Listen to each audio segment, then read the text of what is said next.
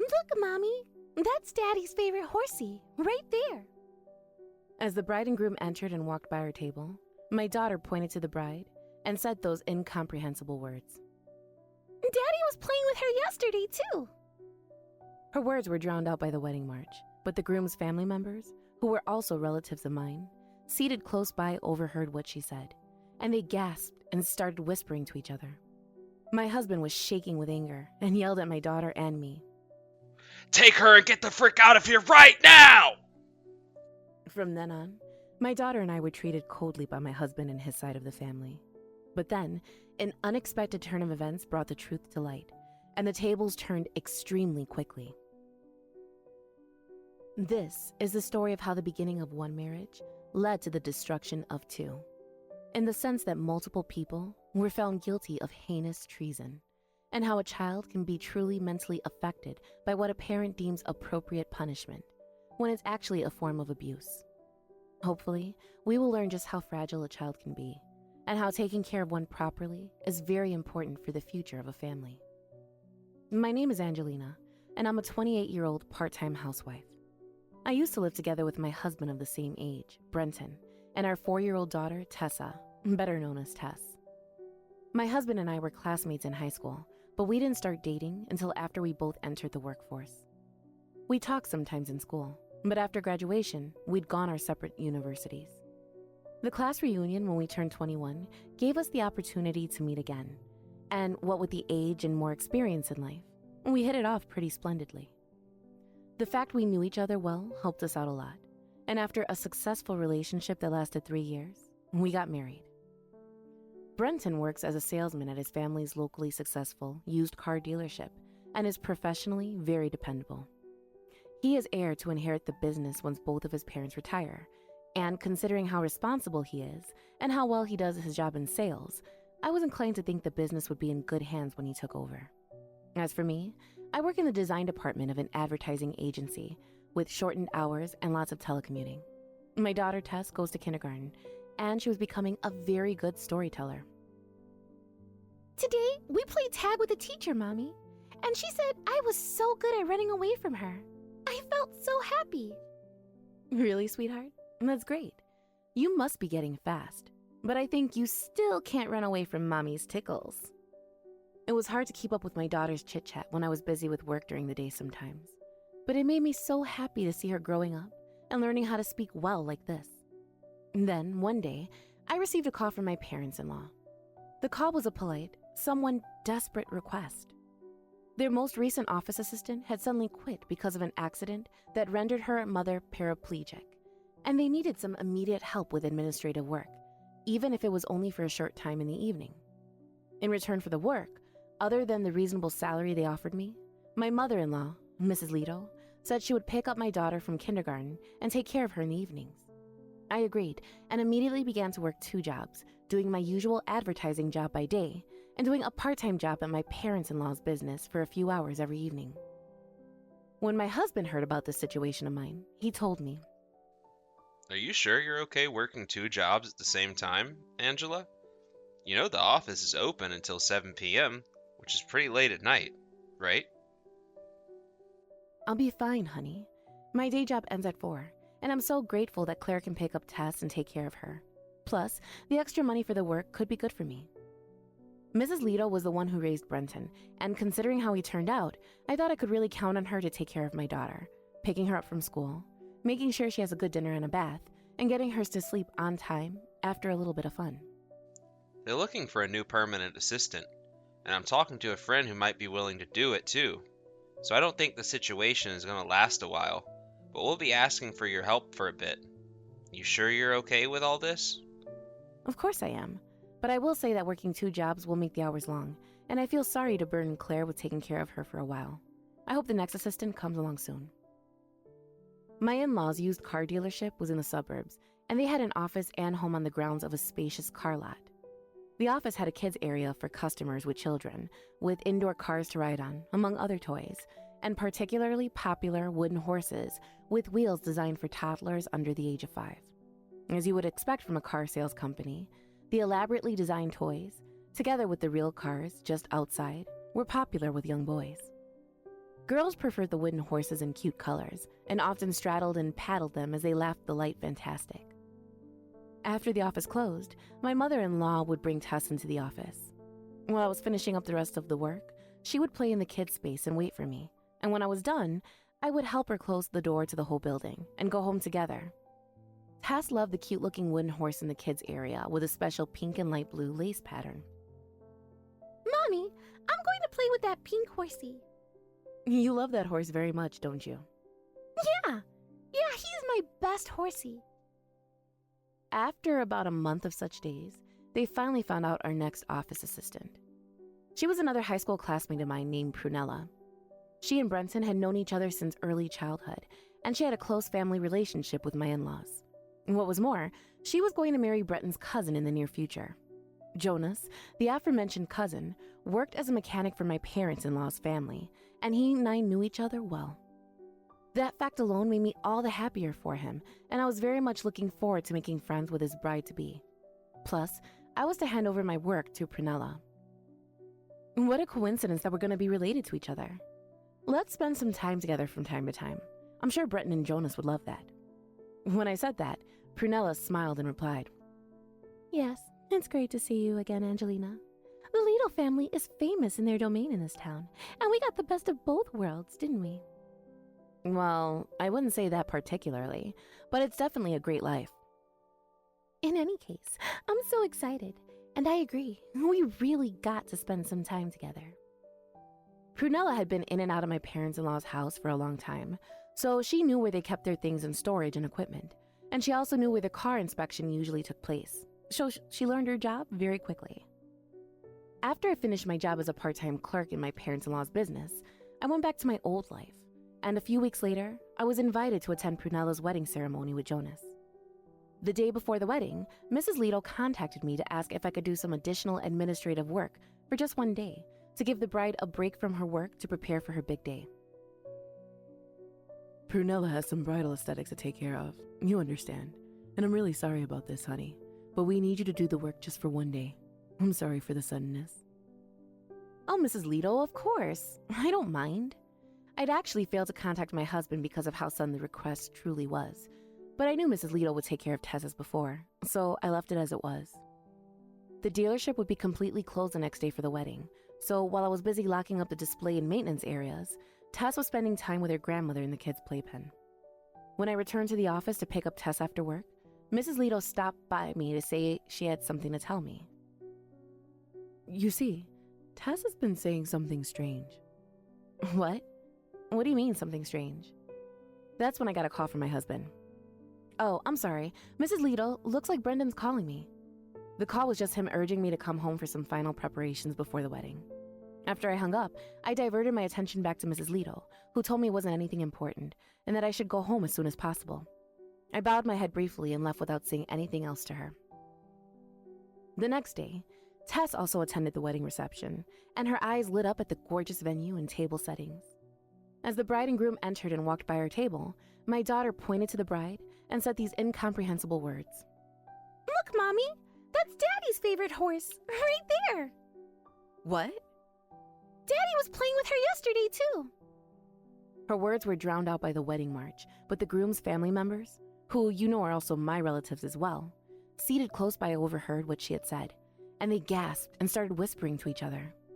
The bride and groom certainly heard her words, but the wedding party management staff did a good job of guiding them away from our table. Before I could think straight again, I put my finger over my daughter's mouth as she was about to say something else and told her to stop talking. Shh, be quiet, honey. This is important. But Daddy said so. He said she was his favorite horsey, right, Daddy? She said it even louder that time, perhaps because I had tried to quiet her down. I sneaked a glance at Brenton, and his face was a monstrous sight. Bloodshot eyes, bright red skin, lip quivering, breathing wild. He glared at us both and yelled, How dare you let her say that? Take her and get the frick out of here right now! His yell echoed around us, and I hurriedly picked up my daughter and left the venue. Later, I got a call from my in-laws saying that the reception managed to proceed without any problems, but the bride was shell-shocked, enough so that she started crying when I set foot outside the venue. The groom was not happy because he couldn't forgive these admittedly horrendous words, even if it was something a young child had said. They asked me and Tess not to visit my parents-in-law's house for the time being. I offered to at least visit them to apologize, but they refused to even allow me to do that.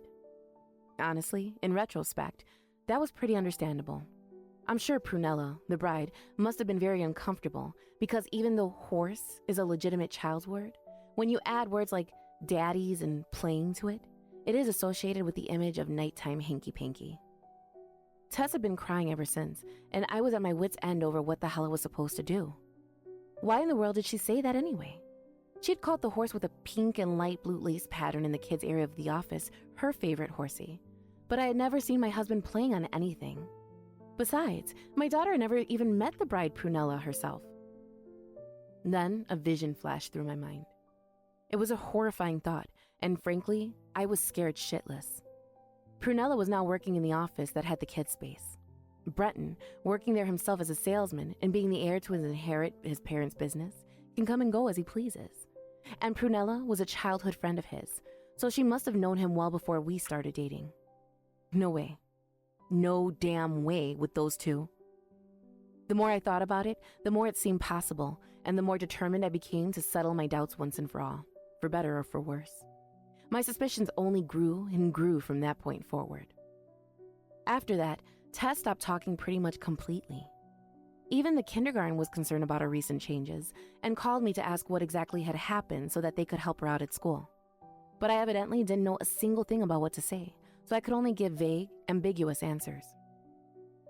Ever since the day of the wedding, Breton had started ignoring her, and his attitude of his made me very angry.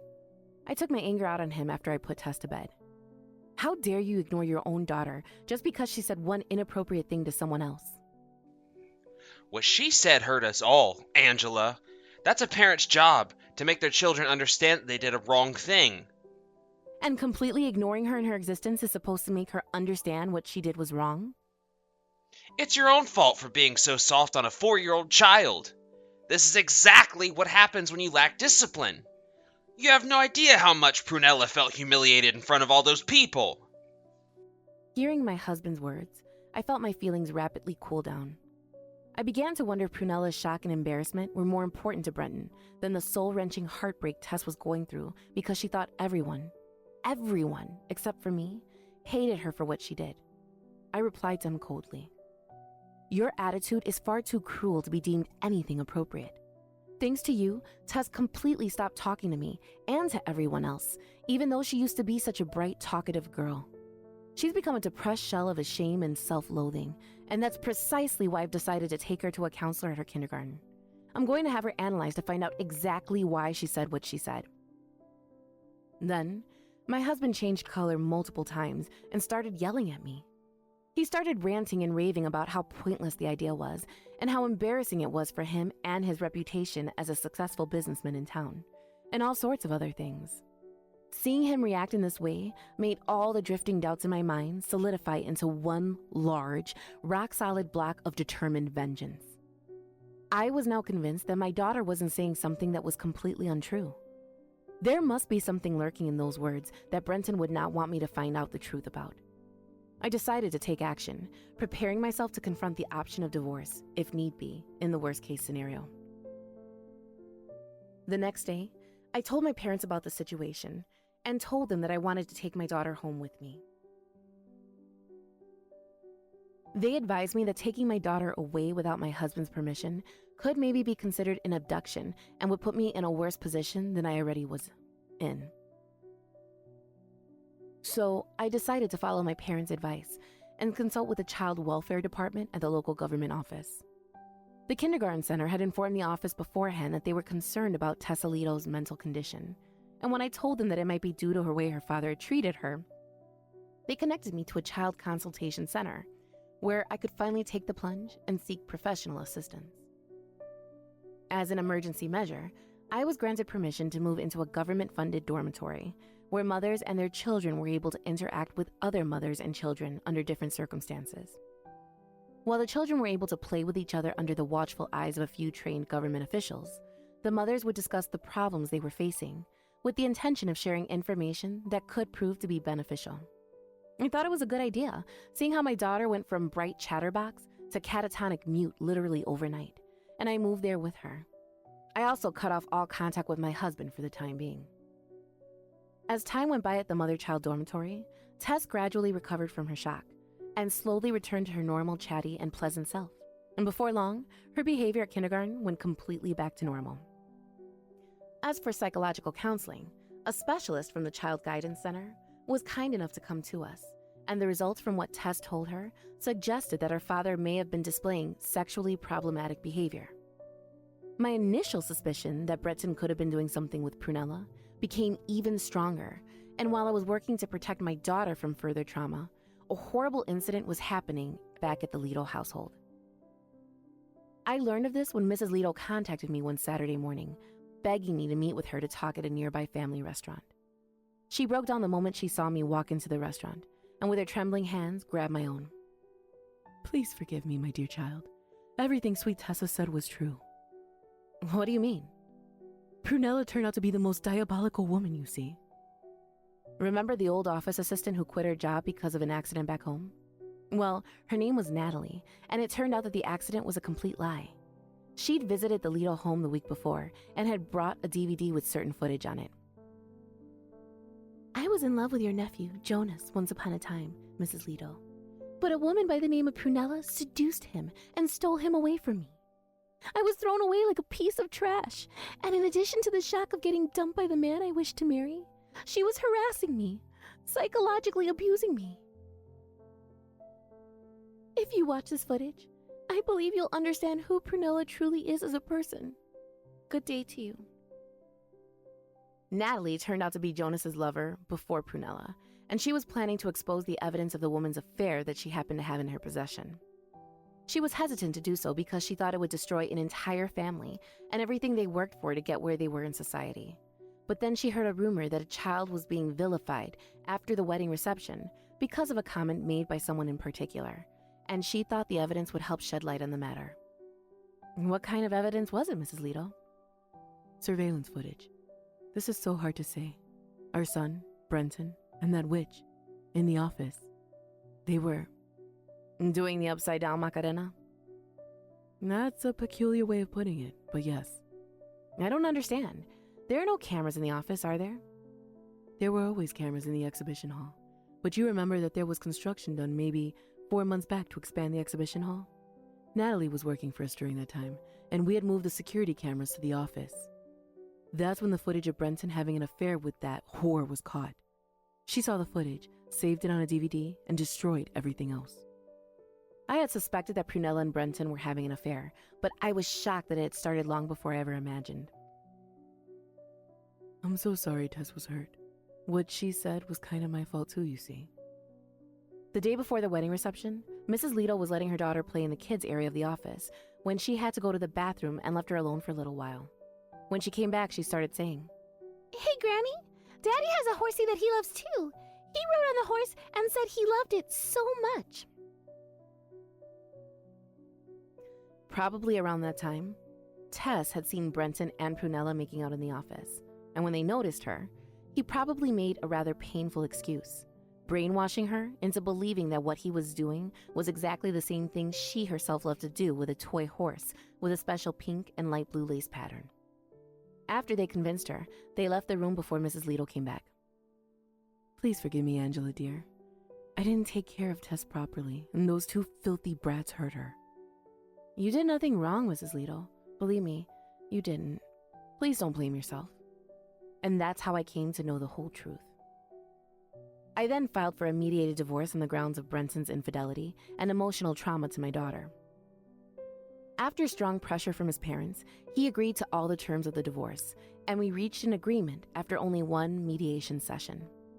He was to pay $40,000 in alimony and another $600 per month in child support until my daughter reached 19 years of age.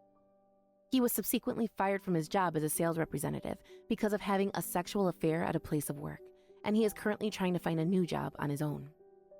Jonas, Brenton's cousin and the groom, apologized for being upset by Tess's words at the wedding reception and wrapped several $1,000s as compensation for her. Now that I know he'd mercilessly dumped his ex-girlfriend of 5 years for someone who seduced him for a week. My respect for him dwindled to the bottom of the barrel, but I appreciated him for genuinely apologizing to Tess. He filed for divorce and is now in the midst of an alimony suit against Prunella. I also demanded alimony from her, but she requested that the amount be halved since her ex-husband was demanding so much. Of course, I denied her request. After all the procedures were settled, Tess and I moved out of the mother-child dormitory and moved to a place near my parents' house. Mrs. Lido kindly paid all the moving expenses. After giving Tess some more time to recover, I am hoping to keep Tess's relationship with her and her husband, who have both always been so kind to me. She will be moving to a new kindergarten, but with her personality, I'm sure she'll make new friends very quickly. And I've decided to work from home for the majority of my time so that I can spend more time with her. Today, she told me stories about what happened at school. Sunseeds? The big yellow flowers? Sunflowers? Yeah, I put sunflower seeds in the ground with Mrs. Abby. She said that if I'm a good girl and I wait, I'm going to have lots of big flowers. That's amazing, sweetheart. I can't wait to see your sunflowers. The seeds are so small, but the flower is so big. I can't wait. I made a silent, solemn promise that I would continue to protect my daughter's happy smile for a long time to come.